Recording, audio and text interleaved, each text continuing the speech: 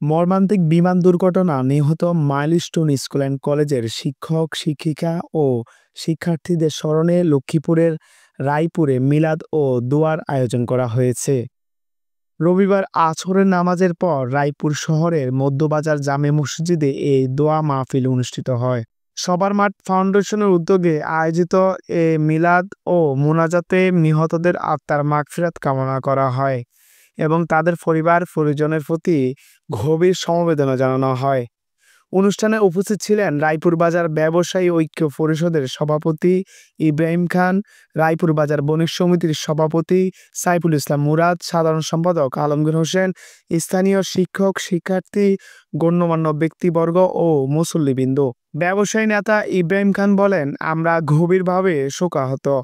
এ দোয়া মাহফিলের মাধ্যমে আমরা নিহতদের রুহের মাগফিরাত কামনা করেছি। মহান আল্লাহ যেন তাদের জান্নাত নসিব করেন। এর আগে সম্প্রতি এক বিমান দুর্ঘটনা মাইলস্টোন স্কুল অ্যান্ড কলেজের একাধিক শিক্ষক শিক্ষার্থী নিহত হন।